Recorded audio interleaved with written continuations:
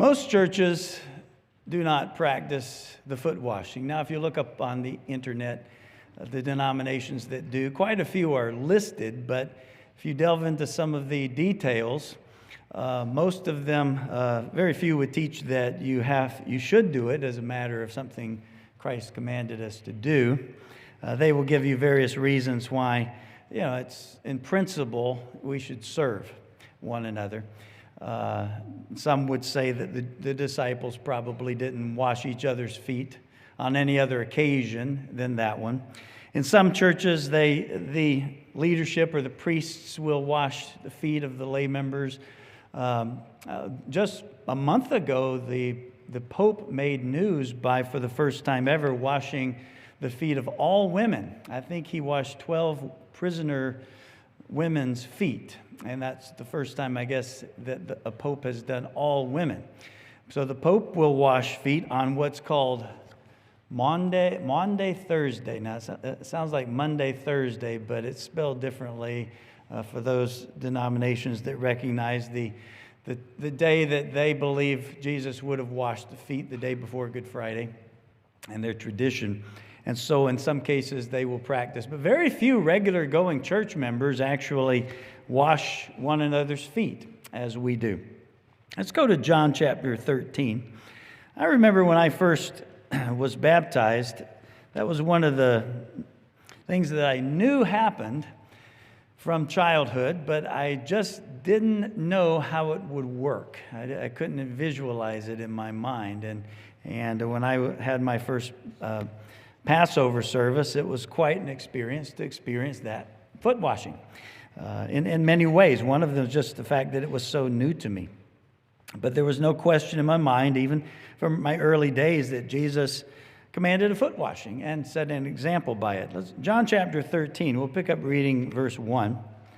It says, "Now before the feast of Passover," and I might just mention here, this is, as I mentioned a few weeks ago in my Passover sermon, in the New Testament times, the Passover was often referred to, they used the word Passover to refer to the days of unleavened bread, the feast of unleavened bread.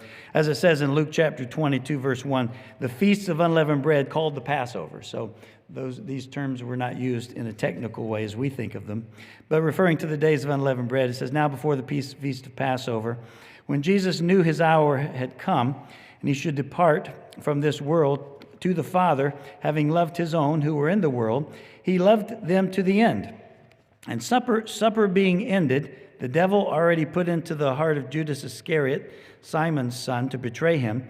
Jesus, knowing that the Father had given all things into his hands, and that he had come from God and was going to God, rose from supper, laid aside his garments, took a towel, and girded himself. After that, he poured water into a basin and began to wash the disciples' feet, and to wipe them with the towel with which he was girded." Now, for most Christians, this is something Jesus did, no doubt, but the idea of doing it seems a little repulsive, perhaps. Wash somebody's feet. How strange that is. In our culture, it is very strange. But for most cultures throughout history, it was not strange at all. Because a person could get all cleaned up to go someplace special, and because they're walking on dirt roads, and they're walking, especially in the Middle East and the warmer climes, they're walking in open-toed sandals. You go anywhere, your feet get dirty. And so when you get to the location, the hosts of the house typically provided you water, by which oftentimes you would use to wash your own feet and just get the dirt off. Because even though you were clean, your feet were not, because of the journey. And so for most cultures, the idea of washing feet and even washing hands before a meal was very common. We still do the hand washing, perhaps before a meal, you do that. But foot washing to us seems so odd. But for most cultures, it was a very common thing to do, because that happened. Feet got dirty very quickly. And to go into someone's home and to have to walk around and eat feeling like your feet were messed up and dirty just wasn't very comfortable. So it was a hospitable thing to do. And sometimes others would perform that, perhaps a servant. We'll talk a little bit more about that in a little bit. But today I really would like to talk about the significance of the foot washing. And as more I looked into this, there are aspects of it I will not be able to get into today. It's just as any subject can be very big. I would like to talk about it, though. I'd like to also talk about the timing, because as we just read in verse 2, supper being ended. Well, had he already partaken of the bread and wine? Well, had that already happened, and now he's doing the foot washing? It almost gives that impression. Why do we do the foot washing before we partake of the bread and wine? What is that supper being ended? He rose and put aside his garments and washed their feet. How do we understand that? I think one of the important things it's helpful for us to do is understand the culture of foot washing in the Bible. As I mentioned already, for most cultures, the idea of foot washing was very common. But how is it presented in the Bible? I think it can help us understand what was done when Jesus laid aside his garments and washed the disciples' feet. If we go back to Genesis chapter 18, and we'll pick up in verse 3. This is the story of Abraham, one of the stories of Abraham being visited by guests. Genesis chapter 18 and verse 3. Then the Lord appeared to Abraham, by the terebinth trees of Mamre, as he was sitting in the tent door in the heat of the day. So he lifted up his eyes and looked, and behold, 3 men were standing by him. And when he saw them, he ran to the tent door to meet them, bowed himself to the ground, and said, "My Lord, if I have found favor in your sight, do not pass on by your servant. Please let a little water be brought and wash your feet." So this was a common thing that was done. It was a hospitable thing that was done. Because as they said, they were walking, their feet would have been dirty. "Please let a little water be brought and wash your feet. Rest yourselves under the tree, and I will bring a morsel of bread. You may refresh your hearts. After that you may pass by, insomuch as you have come to your servant." And they said, "Do as you have said." And so, again, this was an act of hospitality as well as service, and very practical, because anyone traveling in those days would have had dirty feet. Notice, as is recorded here, the washing of the feet took place initially before a meal. It would have taken place because it was an act of just welcoming and getting you cleaned up a little bit. It's similar to us, you might say, how we walk into someone's houses, and I notice in some places in the United States they're very, very different this way. In some places, if you go into someone's house, you are expected to remove your shoes. In other places in the country, it's not such a big deal. I know up north, especially in the winter months, when it was sloppy and snowy, oftentimes we'd remove our shoes. But it was just a kind of a common thing that's done in some places. But in these days, it was common to wash their feet as they came to visit, clean them up so that you could fellowship and then have food. And in this case, Abraham had a calf prepared for food. That would have taken a little time, but at least they would have had good, clean feet in the meantime. Notice in Genesis chapter 19, the example of Abraham, I believe, is the first example of foot washing in the Bible. Genesis chapter 19. Now the 2 angels came to Sodom in the evening, and Lot was sitting in the gate of Sodom. And when Lot saw them, he rose to meet them. He bowed himself with his face toward the ground, and he said, "Here now, my lords, please turn to your servant's house and spend the night, and wash your feet." One of the first things he says as he welcomes them is, "Have your feet cleaned. Be more comfortable and feel clean. Then you may arise early on your way and go on your way." And they said, "No, we will spend the night in the open square." But he insisted strongly. So they turned to him and entered his house, and then he made a feast, baked unleavened bread, and they ate. So the mention of baking unleavened bread, he mentions early on in this account to have their feet washed. Genesis chapter 24, a few pages back. It says, Rebekah and Laban, they had run to welcome Abraham's servant. And it says, the man came to the house and he unloaded the camels, provided straw and feed for the camels. So you can imagine in that day and age, they didn't just park a car. The animals that had been coming along with them, they needed to be watered, they need to be fed. This is one of the initial ways you welcome someone to your places, give their animals something to eat, something to drink. Notice after the straw and feed the camels, it says, and water to wash his feet and the feet of the men who were with him. So again, we have this idea that part of the welcoming someone to your place was letting them get cleaned up and washing their feet. It says, verse 33, that food was set before him to eat. So again, this washing took place before the food, before the meal actually begun. We see a pattern here, I think, as we go through these, that we see that this foot washing was a very early thing. It wasn't something that happened later in the meeting or later in the meal or after the meal. Another instance is in Genesis 43, where it talks about so the man brought the men to Joseph's house and gave them water, and they washed their feet and gave their donkeys feed.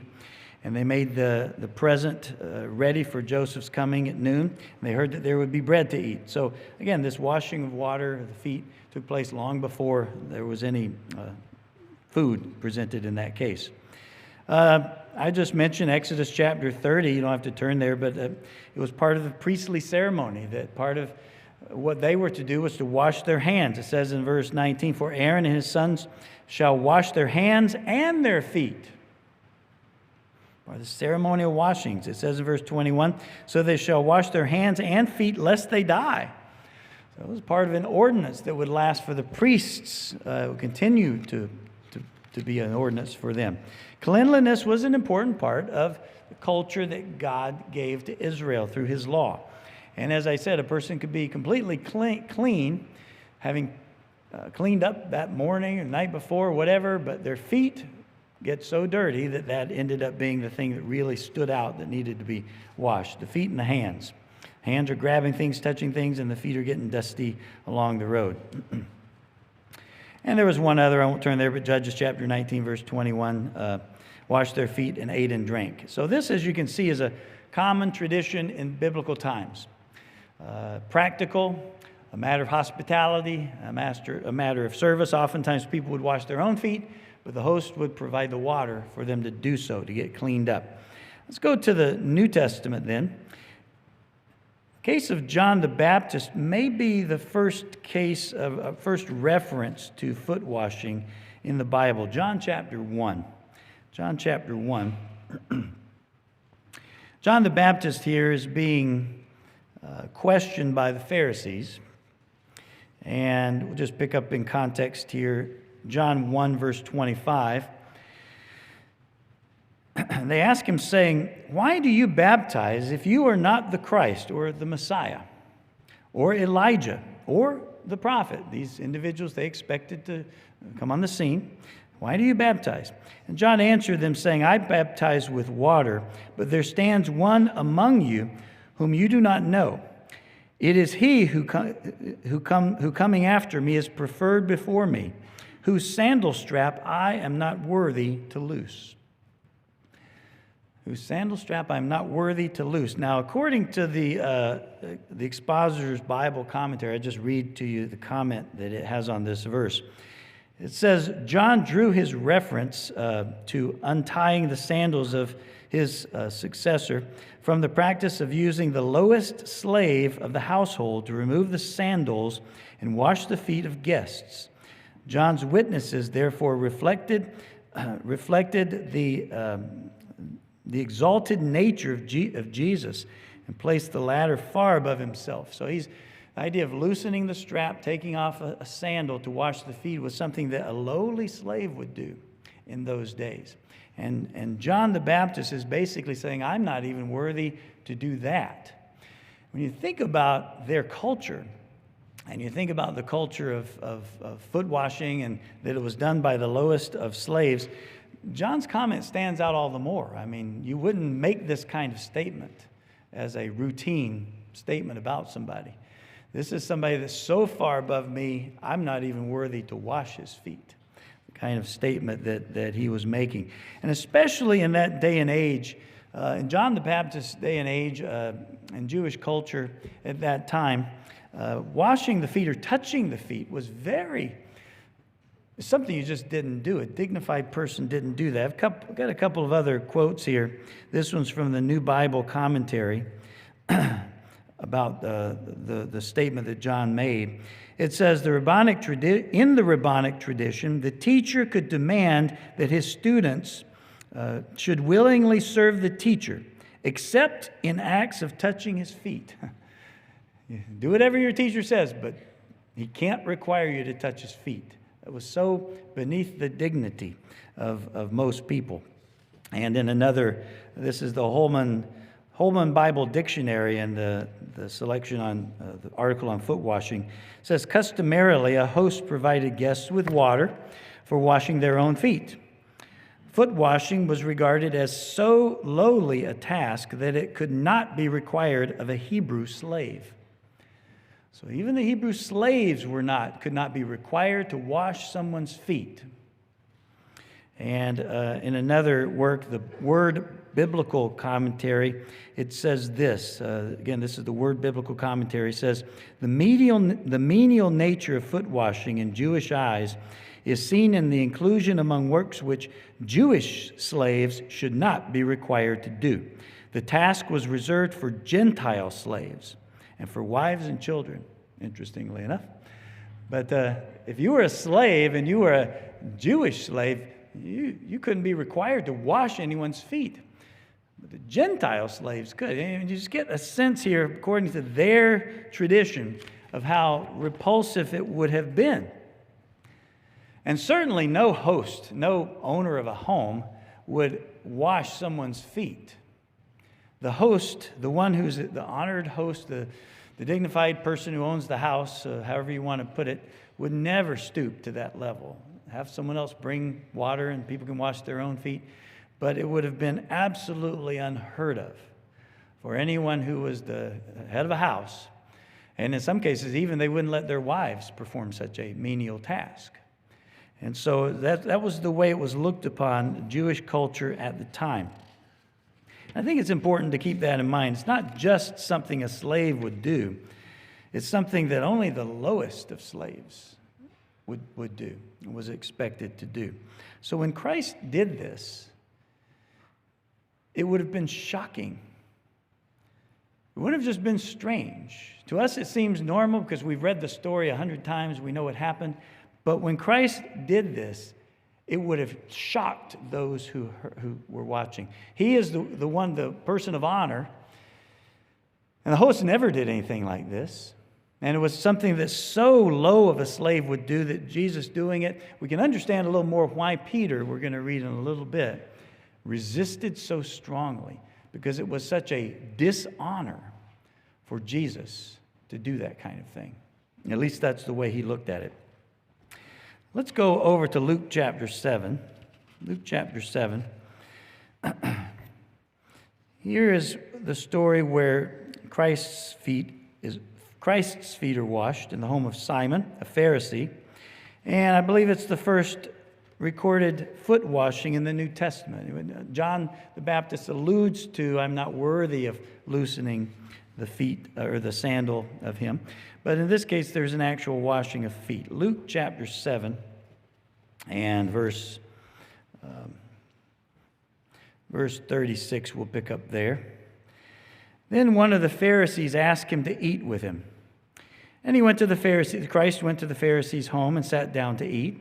And behold, a woman in the city who was a sinner, when she knew that Jesus sat at the table in the Pharisee's home, brought an alabaster flask of fragrant oil and stood behind his feet weeping. And she began to wash his feet with her tears and wiped them with the hair of her head. And she kissed his feet and anointed them with the fragrant oil.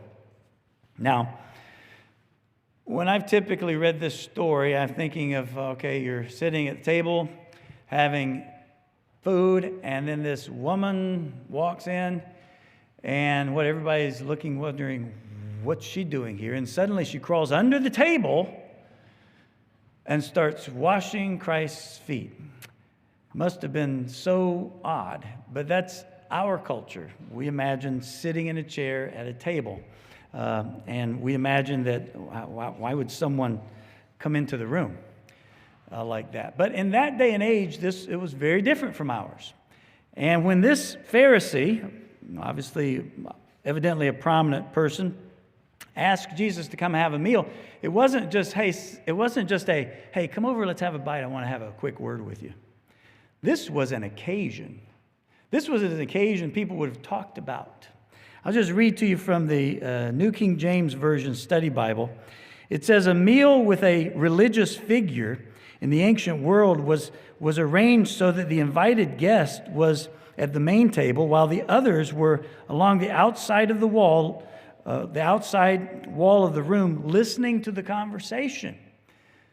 So there would have been people there to listen to this Pharisee and Christ talk. This would have been an event that drew some people, some onlookers. And it would have been fine. It would have been a welcome thing for people to see what this Pharisee has to say to Jesus Christ. And so this woman being there wasn't some strange thing. She would have been allowed in and she would have been able to listen. But the other thing to keep in mind is that in that culture, it says in verse 38, she stood at his feet. We imagine feet under a table. But in that culture, they typically would recline like on their side at a very low table. He may lay on his side. His head was right even with the table. He could reach up and take food. But his feet would have been laying on the ground behind him, on the floor, kind of behind him, away from the table.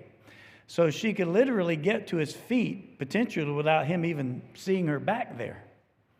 And so that would have been the situation and the culture, the way they ate in that day and age. She could have been there very easily listening to the conversation, and she could have had very easy access to his feet because he was reclining. In fact, there are some translations that talk about how he was reclining instead of just implying that he stood or sat at the table, that he was reclining. His head would have been near a low table, and it would have made it easy for the woman to wash his feet away from the table. So that's the picture we should have in our mind as we read this. It says, she stood behind him weeping, verse 38, and she began to wash his feet with tears and wiped them with the hair of her head. She kissed his feet and anointed them with fragrant oil. And this would have been odd because oftentimes they did anoint the head, but the head wasn't going to be out walking on the dirt in a couple hours. The feet, this is something that's going to get messed up again. So it was quite a sacrifice of that oil to wash someone's feet when they're just going to get dirty again very quickly. Verse 39.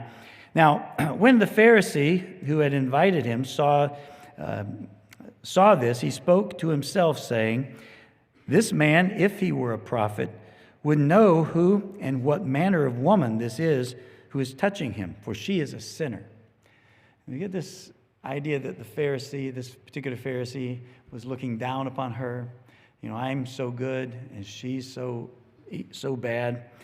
Surely Jesus, if he were a prophet, he would know this woman shouldn't be touching him. He shouldn't have anything to do with her. She's unclean. Verse 40, and Jesus answered and said to him, Simon, I have something to say to you. And again, this has been one of those statements that people pipe up and listening to this conversation. And so he said, Teacher, say it. There was a certain creditor who had 2 debtors. One owed 500 denarii and another 50. And when they had nothing with which they could repay, he freely forgave both.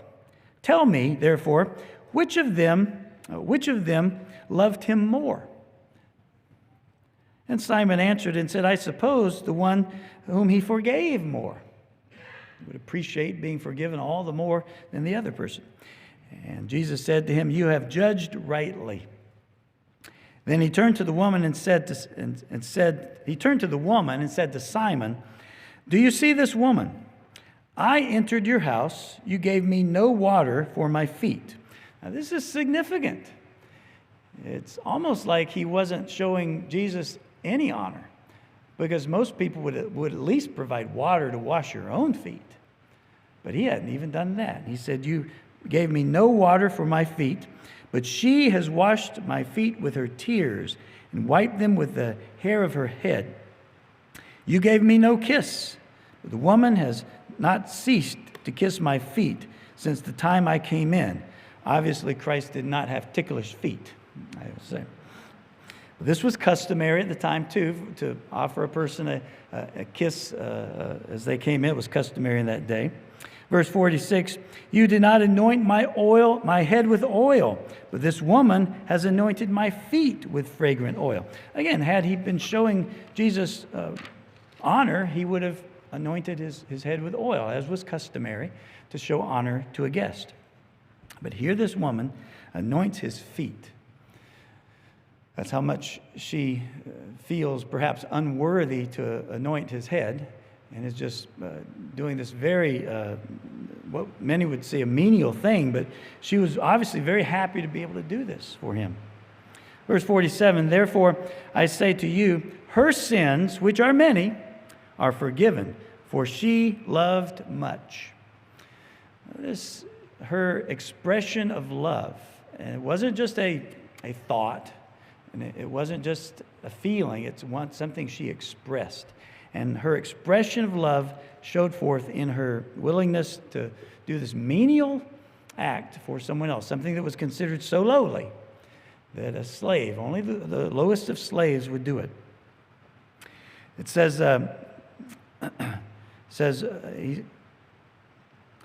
I'll just read verse 47 again. "Therefore I say to you, her sins, which are many, are forgiven, for she loved much.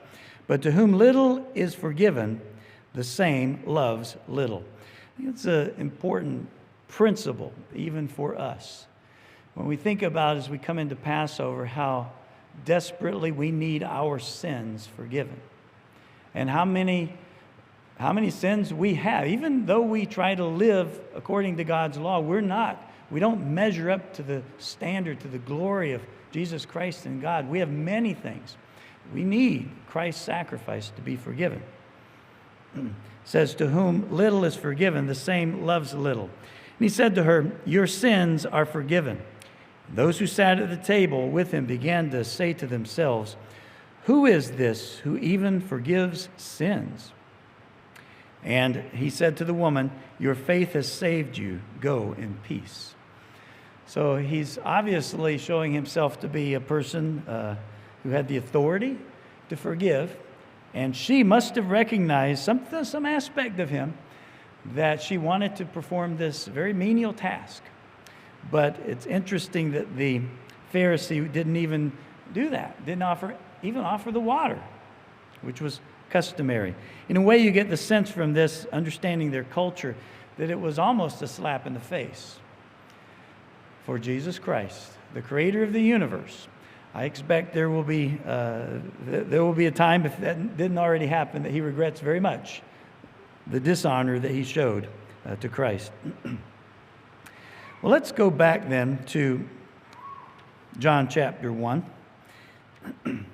And considering some of what we've already talked about, the traditions of the Old Testament and the foot washing as we go through the Bible, and also the thought of washing feet as existed in Jewish culture, even in Christ's day. Let's read again this and put together what was happening here and kind of get a better sense of the shocking reality that would have come over the disciples as Jesus washed their feet. John chapter 13, then, verse 1, we'll reread that.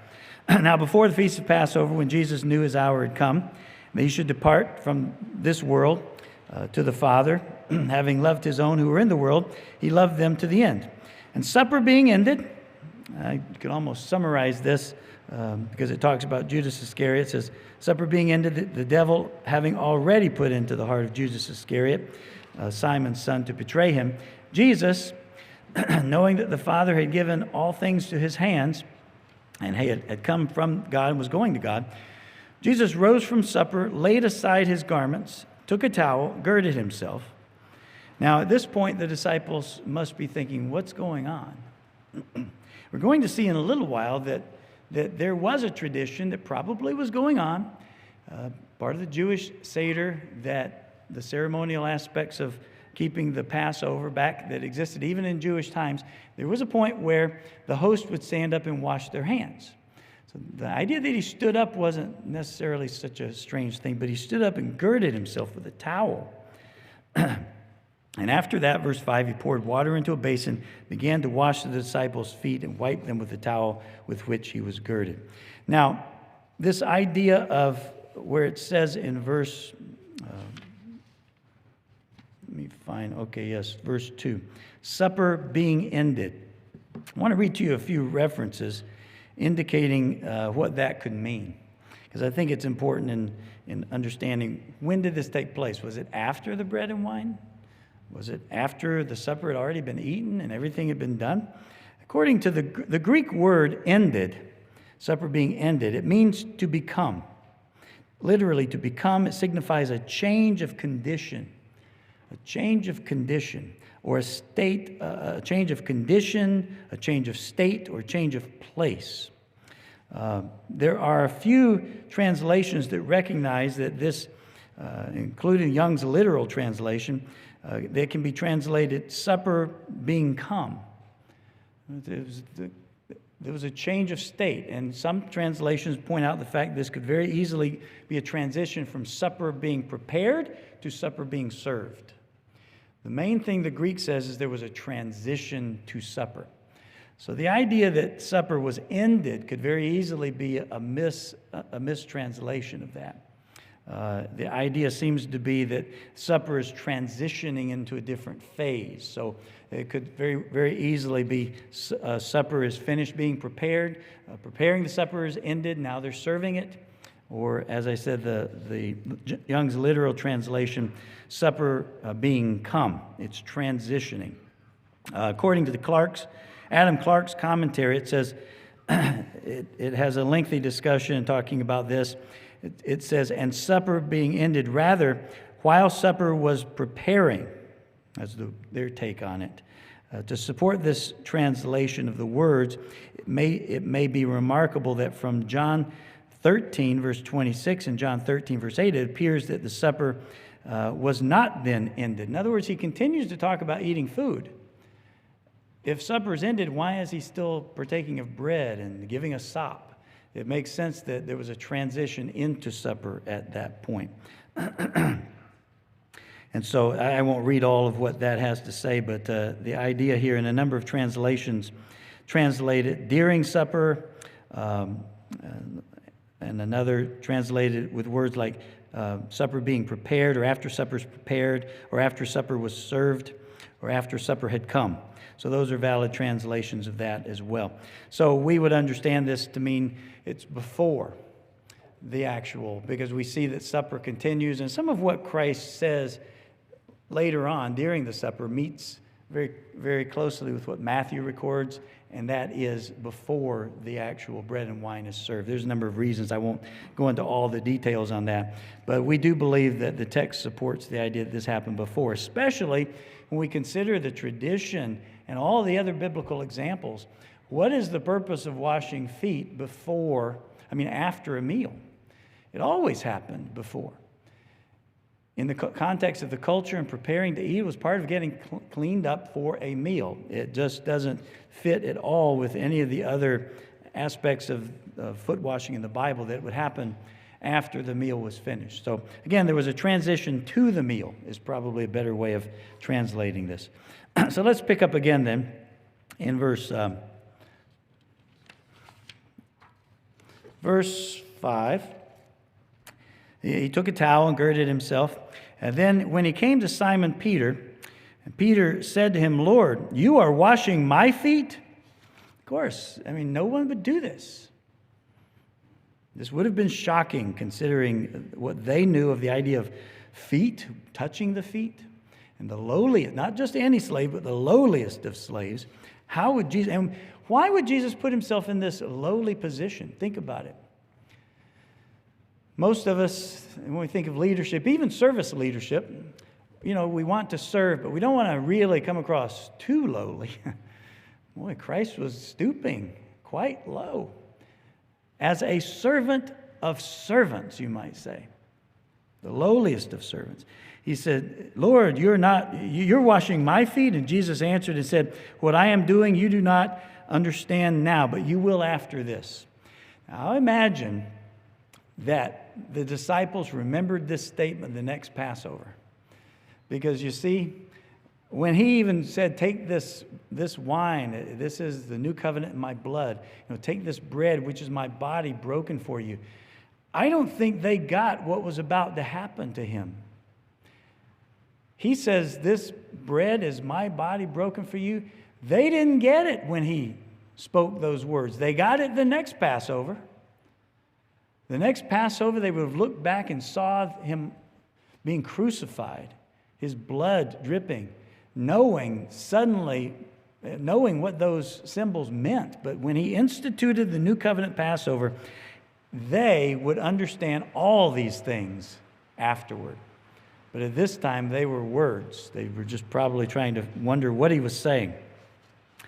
You shall understand after this. And this is one of the reasons I believe that it's really unbelievable to say, as some theologians will, that the disciples would have never done the foot washing after this, a year after year type thing. They just wouldn't have done it anymore. Well, I propose that having come to an understanding of the weight of that evening, that they would have followed Christ's instructions to a T. Because only after this would they understand the meaning behind it. Only after this would they really understand the significance. They would have done this. There's just no question in my mind that they would have just forgotten about the foot washing after being shocked by what Jesus did.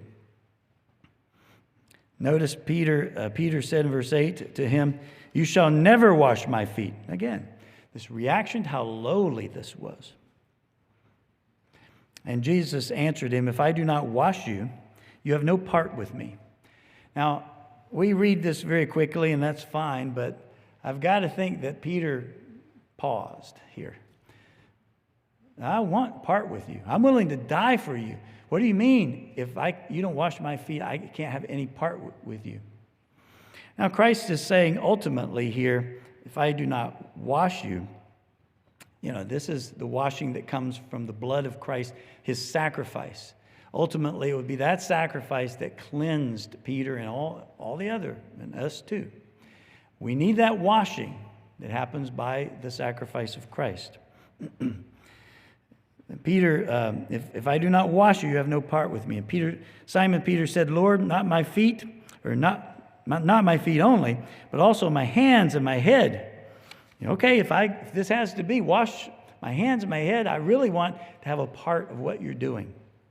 And Jesus said to him, he who is bathed needs only to wash his feet, but is completely clean.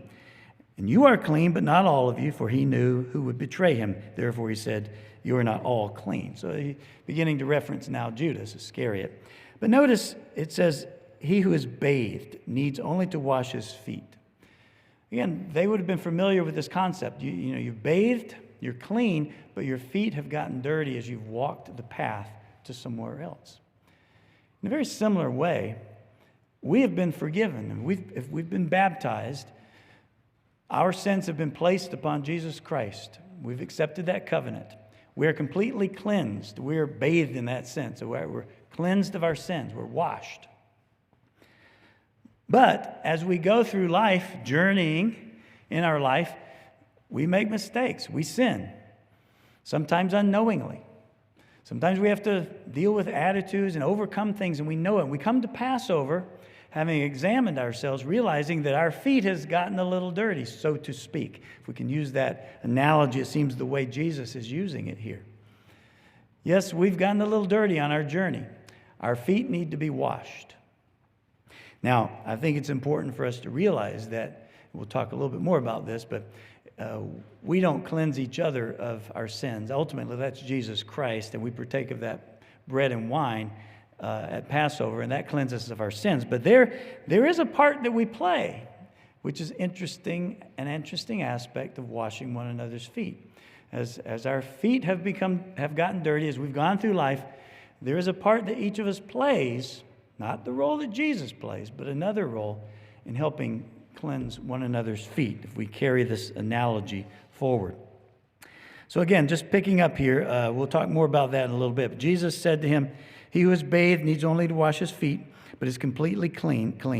And then he mentions about not all of you are clean because of knowing Judas was there. This idea of washing the feet, again, would have been such a strange shock to the disciples. But it is evident that they knew they were going to keep the Passover. In Mark chapter 14, they went to Christ and said, "Where do you want us to prepare to eat the Passover?" So they were preparing. They expected a Passover like any other, probably. They would have prepared the lamb, sacrificed the lamb. They would have had that lamb there, we presume, as part of that meal. And Jesus would have instituted the new covenant Passover there at that time. But there was something that happened according to the traditional Jewish Seder. There was an aspect of this Seder meal, the ceremony that took place during it, where, as I said, the host did get up to wash his hands. There were a couple of hand-washing aspects of that meal. And I want to, let's see if I can find that here in my notes. Yes. I want to read to you. This is from The Life and Times of Jesus the Messiah by Alfred Edersheim. He writes this, and I think it gives us a little background on what they might have expected, something similar to this, as Christ got up and girded himself. It says that Edersheim writes that the washing of the disciples' feet is evidently connected with the ritual of hand washing. So there was a hand washing aspect of the Jewish ceremonial Passover, the Seder. It says, "Now this hand washing was done twice during the Paschal supper. The first time by the head of the company, alone." Whoever was the primary person there, the host of the house or the primary person would get up and wash his hands alone immediately after the first cup was served as part of that meal. The second time, all present at a much later part of the service would get up and wash their hands. So they're making the case that this probably would have been the time where the host, the important person, got up. And I'll just mention to you from the book, The Life of Christ in the Passover. This is what the author writes. He writes, the first hand washing that was done usually by the host, the first hand washing by the host set him apart from the rest of the company. It showed that he was the most important person at the table. So the part of this ceremony, early on, the host, the very important person, stands up and washes his hands and goes and sits back down. They continue. In this case, the most important person of the meal, Jesus Christ, got up. They probably expected him to do the hand washing. He girded himself and washed their feet. This was a turn of events that would have been completely unexpected because, yes, they expected him to get up and wash his own hands, but to wash their feet. And the person who was the most important person was to do this. We start thinking about these traditions, it kind of throws a little more emphasis on what Jesus did, the significance, how out of character, not Jesus' character, but out of character of what they would have expected of a leader, what they would have expected for the most honorable person there. The idea of washing the feet would have been a tremendous shock to them. And I don't think we can overemphasize that and why Peter. It wasn't Peter's rebellion. It was the natural shock that probably any one of them felt. No, this can't be happening. You should be washing your hands as the most important person here. But you're washing our feet? It's just a number of reasons why it shows Jesus was not only the greatest servant, but had the greatest of all humility. Greatest of all humility. Sometimes we may not think of Jesus in that way. We recognize him as a servant. He showed himself to be a servant. But do we recognize and appreciate the humility of Jesus? He died for you. And as unworthy as we are, he was humble enough to come and die for you. What kind of humility does that take? The Bible mentions Moses being the most humble of all men, but Jesus was beyond that. And it's a tremendous example of what true humility is. It's not self-loathing. It's not some fake persona, but it's something that not only affects how we talk, but who we are. Jesus showed it in the most amazing way when he girded himself with a towel and he washed the disciples' feet. It showed an aspect of Jesus' character. Let's pick up in John 13, verse 12. Continuing the story. So when he had washed their feet, he took his garments and sat down again. And he said to them, "Do you know what I have done to you?" And I'm sure their mouths probably dropped. No. Why did you do this? He says, "You call me teacher and Lord, and you say, well, for so I am. If I then, your Lord and teacher, have washed your feet, you also ought to wash one another's feet. For I have given you an example that you should do as I have done to you. Most assuredly, I say to you, a servant is not greater than his master, nor is he who is sent greater than he who sent him." So he's saying this, he's lecturing them about, if I have done this to you, you should do this to one another. And I cannot imagine that next Passover, that they skipped these words after being instructed to follow he's saying, if I'm your Lord and Master, if I've done this to you, are you better than me that you wouldn't touch one another's feet? Are you that much better than me? That you are more worthy than to touch the feet of another human being? He had to teach them this because their culture taught them that feet were the worst thing. You don't touch the feet. Someone else does that. And he's telling them, you shall do this. And of course, we know the lesson goes beyond just washing feet.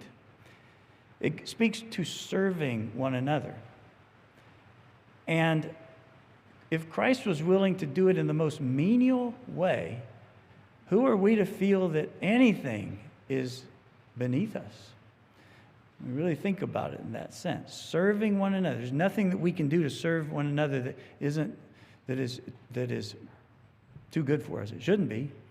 Because in this case, Christ took what was the most unworthy thing, only the lowest of slaves would do, and he did it.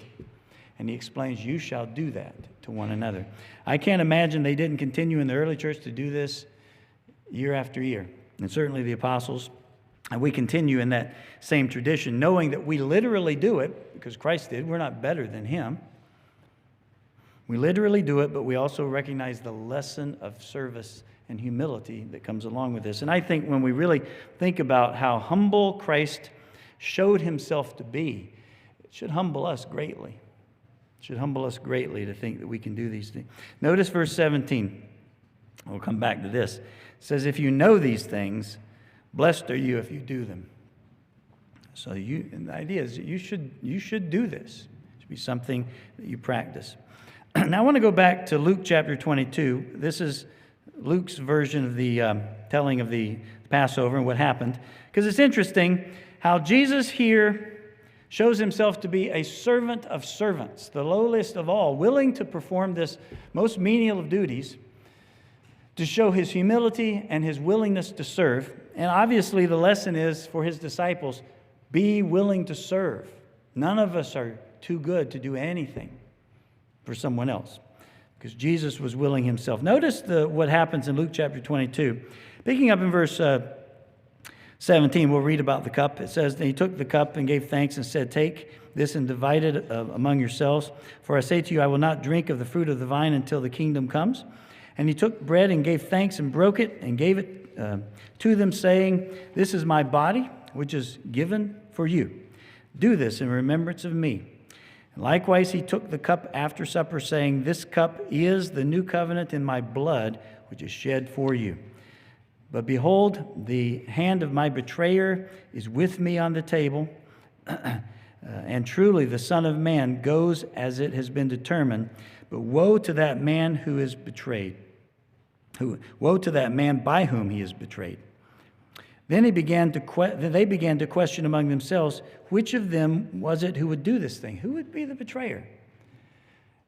And notice also, after Jesus has talked about and presented himself as a lowly, humble servant, what happens? Verse 24.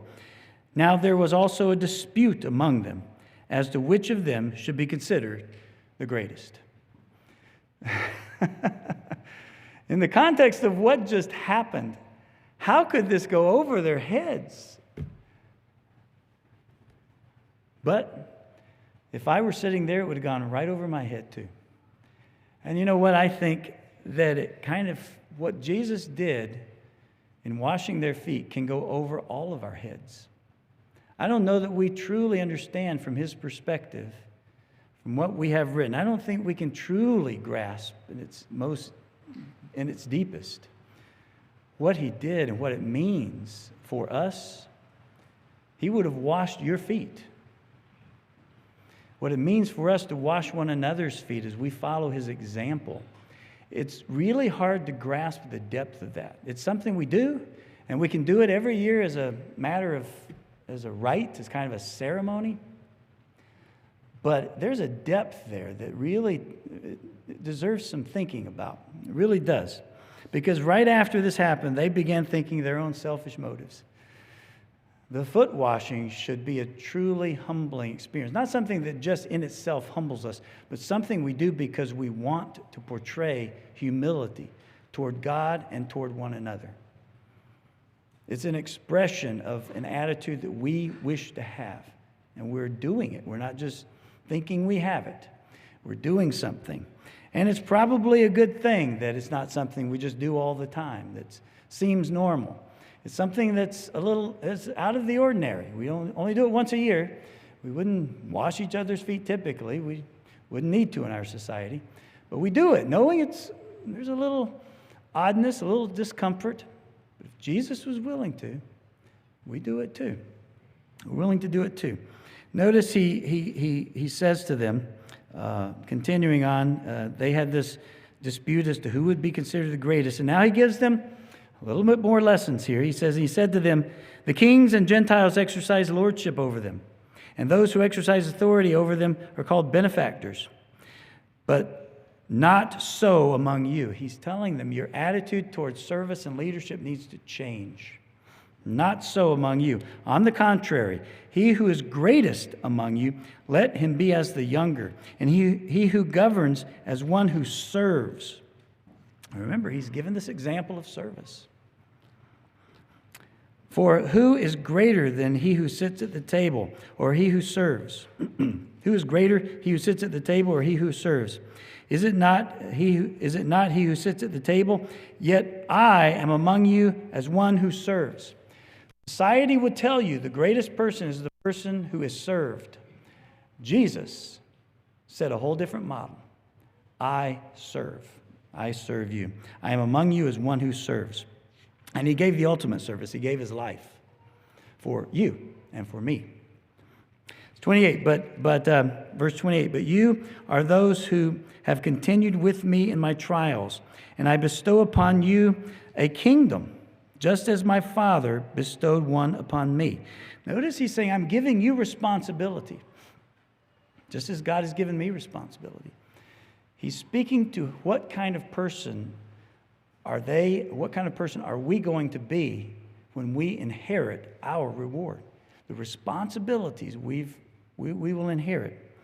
Verse 30, "That you may eat and drink at my table in my kingdom, and sit on thrones judging the 12 tribes of Israel." You will have responsibility. And he tells us, each of us will have responsibility. How do we think about that responsibility? How do we think about that? I want to go back to John 13 very quickly as we conclude.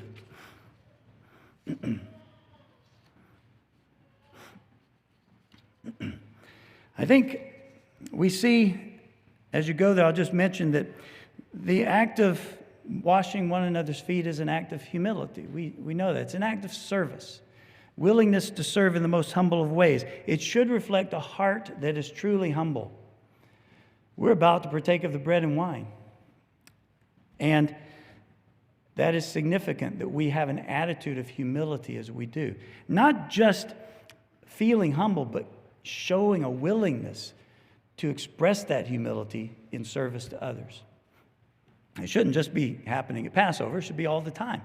But we demonstrate that before partaking of the bread and wine, the very body, the symbol of the body and blood of Jesus. We also, as we kneel before someone washing their feet, it emphasizes the idea that we need to be willing to forgive others. If we're willing to serve others in that menial of a way, we must be willing to forgive. We are about to partake of something that reflects on God forgiving us of our sins. Do we hold on to other people's sins? And it's not just the person's feet we're washing, but any one of us that we could be washing. Are we holding on to things? Because Jesus forgave us completely. Are we better than him that we can hold on to a sin when Jesus forgave us completely? That act of foot washing reminds us that we must be willing to forgive and be truly a humble servant to others, realizing that we ourselves are sinners. We're not better than anyone else. It's Jesus' sacrifice that cleanses us, that washes us. But we are, even though our feet literally aren't, there's probably the cleanest feet in the world, group of people in the world when we come to Passover, we've washed our feet. But the symbol of what we're doing, if we were in that society wearing sandals, we would have dirty feet. And we would literally see the dirt coming off those feet as we washed, as we put the water on we'd literally see the dirt coming off if we lived in that day and age. And I think it speaks to our responsibility to help keep one another clean. To help keep one another clean. It's Jesus' sacrifice that forgives. But each of us plays a role in helping each other. Whether it's encouraging one another spiritually and spiritual growth to avoid sin. Or something like not gossiping. When we gossip and talk about another person's wrong or their sin, how they've hurt us maybe in some way, we're making their feet dirty in the eyes of others. When Christ has called us to cleanse the feet. Yes, they've got imperfection. They've got some sin. They've offended in some ways. They've gone through their journey with us. We are about washing that off, helping them be clean, not spreading it to other people. It contradicts the whole concept of foot washing. We can't kneel down and wash someone's feet and be doing those things. It's hypocritical. We have a role to play in helping each other's feet remain clean. Christ's sacrifice cleanses us, but each of us helps the other people as we help each other remain clean. So we come in that humble servant's attitude, both in our attitude and our actions and what we're doing. John chapter 13, as Christ is preparing, he's called us to be kings and priests. And he's called us to change every year a little bit more toward what he is. Every Passover, becoming a little more like him. Notice what it says in John chapter 13. It struck me as I read this. This is the beginning of where he's about to wash the feet. He says in chapter 13, verse 3. This is, and supper being ended, or as supper was being served, or at the end of preparing the supper, it says in verse 3, Jesus, knowing that the Father had given all things into his hands, and that he had come from God and was going to God. This thought could be the most vain thought one could have. God has called me to be king. God has called me to be in his church. In this case, Jesus is reflecting on the fact that God has given all things into his hands. And what is his very next action? To wash their feet.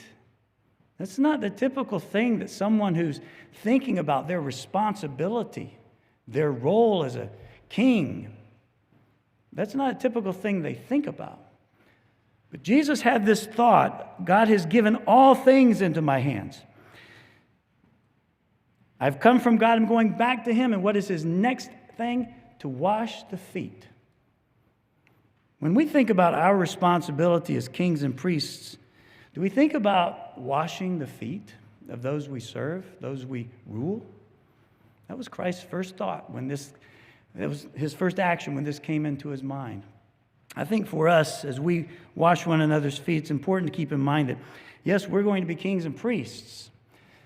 That means we're going to be servants. We've got to care for the people that we're serving. We can't look at them as all these terrible sinners of the world. Yes, they're sinners just like we were. Our role is to help wash them, to help them accept the blood of Jesus Christ. Our role is to serve them. I don't think we're going to be sitting on some throne asking for reports of what's going on in our land. I think we're going to be out washing the feet, so to speak, of the people we serve, just as Christ had that attitude when he thought of his responsibility. And I think Jesus Christ, when I think about his return, it will be glorious, and he will be King of Kings and Lord of Lords. He will reign from Jerusalem. But don't be surprised if he's out washing feet. Don't be surprised if he's out helping someone pick up sticks, start a fire, cooking dinner for them. I think that's the kind of ruler that he demonstrated himself to be. And that's the kind of ruler I think we will find ourselves too. Let's conclude in Luke chapter 12. Luke chapter 12 and verse 37.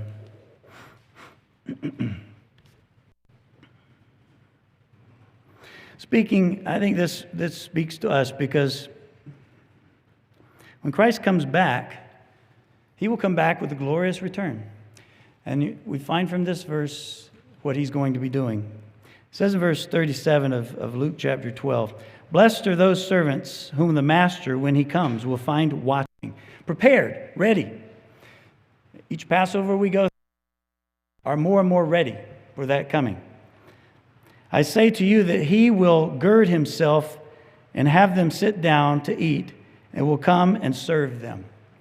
Christ will be serving us. We will bring that attitude with him. Yes, we're going to want to serve him too, but he will serve. He will come with the attitude of service. I hope in reflecting on the foot washing that it's not something we just do as a ritual. It's not something that we just understand. Slaves did this, but it was the lowest. When Jesus thought of his responsibility, of what God was giving him, he immediately thought of how he could serve, and serve in the most menial of ways, and instruct us to have the same attitude that he did.